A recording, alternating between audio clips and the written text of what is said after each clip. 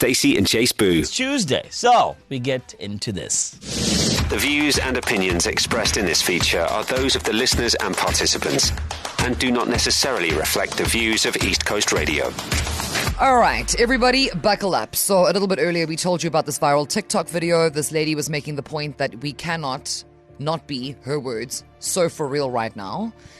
If you're tipping 10 Rand or less than 10% when you go out to eat, there is something very wrong with you, okay? That the cost of existing is ridiculous.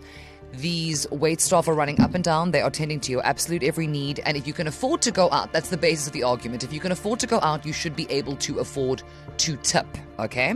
And at the end of the day, sometimes we go outside. We do. To go and enjoy a meal that we did not have to prepare, right? We just sit there like fancy people. So we get a drinky poo. We get a bit of a meat starter, main, maybe even a dessert if you're that way inclined. Maybe you're going out to put some patties or whatever in your car. Someone is helping you. And you're like, you know what? I would like to be generous and say thank you for that particular service. Hence, enter stage left, the tip. Now, tipping used to be a little something extra back in the day to show appreciation for excellent service. But lately, it has started to kind of creep in as a more mandatory tax added to absolutely everything. So with carding us for either a 10, 15, 20% before you even tap that card, the pressure is mounting. You're sweating a little bit. You're like, ooh. And before you know it, you're just tipping everybody 20%. And we want to know where you land on that today.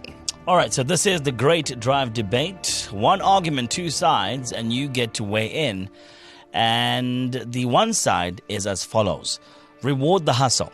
Service workers in South Africa often earn a basic wage that barely covers their transport, let alone rent and groceries. That tip isn't just a bonus. It's how Waitrons, car guards and delivery drivers actually survive and feed their families. If you can afford to go out for a meal and or order a takeaway, you can afford to look after the person serving you. It is about ubuntu and supporting the people who keep our local economy moving. That's argument number one. Here comes argument number two, simply entitled, The Boss Must Pay. It is not the customer's job to make up for a business owner's poor wages. The cost of living is obviously hammering everybody right now. Nobody is exempt, and South Africans are already stretching every single rand just to get through the month as is. Tipping should always be an optional reward for outstanding service, not an expected subsidy for an employer who refuses to pay a fair living wage. Forcing guilt onto cash-strapped consumers is completely unfair. So you've heard both sides of the argument. Chances are you got something to say about this. We want to hear from you this afternoon as part of the Great Drive Debate. Do you tip because you genuinely want to, or are you just doing it actually to avoid the guilt? Shall we go to the phone lines? All right. We've got, I'm not sure how to pronounce this. My mom's not going to be proud, but I think it's Ntwentle, all the way from Belito. Ah, well done. Oh, Hey! oh, yazi Ntwentle. Yazi Ntwentle. Before we get into the discussion, our producer wrote something else here. I had to make a plan there for you, Kel. But I'm glad I got it right. Okay, so you know the two sides. Where do you land, and what are your thoughts on today's Great Drive Debate, ma'am? So, guys, anywhere else in the world, 10% or 15% is on the bill. You have to pay it whether you're happy Yeah. with it or not. I'm on the side of, guys, we know that they're not getting paid as much as they should be. Yeah. So it's 10% of whatever you're having. It's not a lot of money. Yeah. Just pay the 10%. Just do the right. Do the right thing. And do you think more is warranted? And what would be the situation for more to be warranted? No, definitely. If you are happy with the service, then you add a bit more. Okay. Yeah, I mean, Dango. it's also, like, I think that's basically standard practice Yeah. at this point. And I think as South Africans, 10% is pretty standardized. A lot of restaurants, a lot, have now started just including it. So Yeah. they'll give you a little bit of a hi, welcome. Before we take your drinks order, please note that we have a mandatory 10% tipping situation that will be added to the bill, and not necessarily for just tables over 6 or something. That's just standard practice to avoid any kind of drama. If you're feeling generous, good for you. If you have an issue, we can call the manager before you even sit down. Yeah. So that's guys. Shout out. It's now even printed in the main news. So we still haven't Dwayne on the line, but at the same time, we want to hear from Angel all the way from Shelley Beach. What are your thoughts? What are your thoughts? Hi. What are your thoughts? Hi, Stacey and J Sbu. Okay, my thoughts are simple. Yeah. Anyways, before that, I'll just start by saying no one is ever going to guilt me from tipping, because Lord knows I work hard for my money.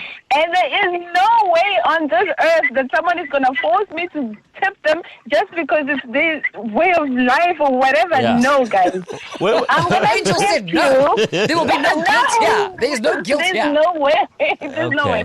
I'm going to tip you because of a service that I feel was good to me.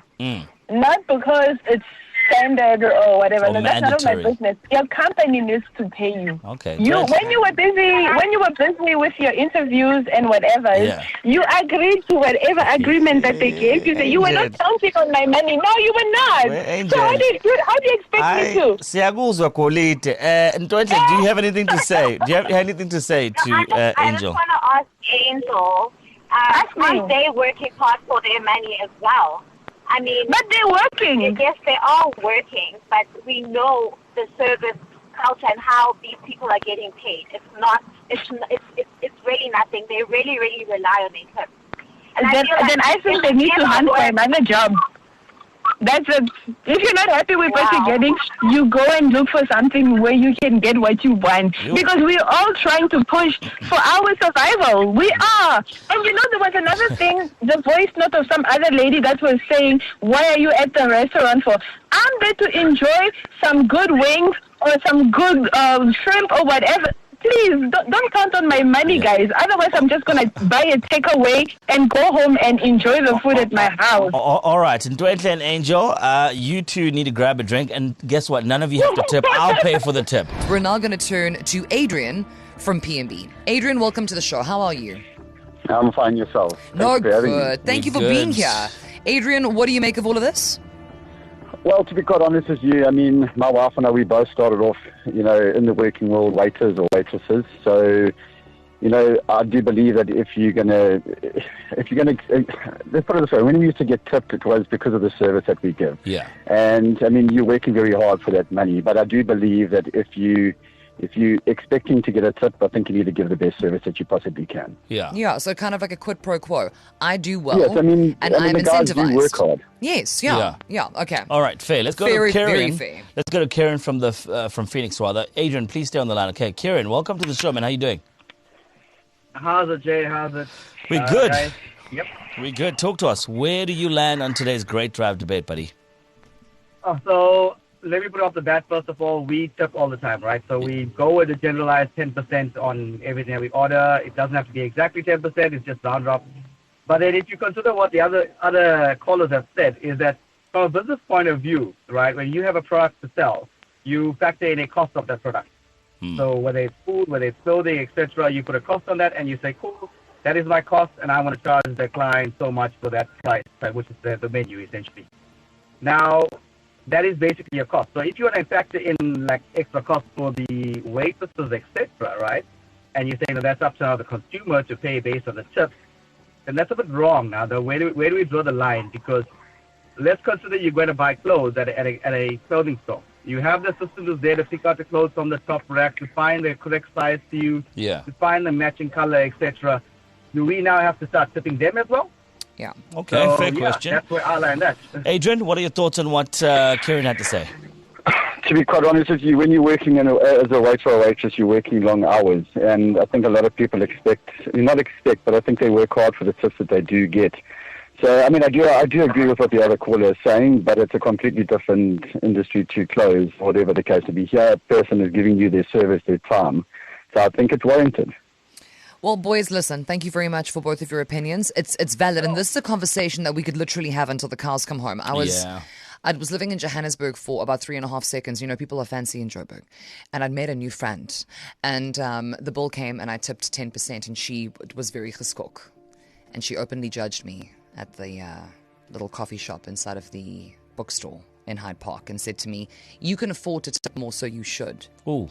And I was like, interesting. Explain. And she was like, "There's nothing to explain. People come in here all the time and they don't.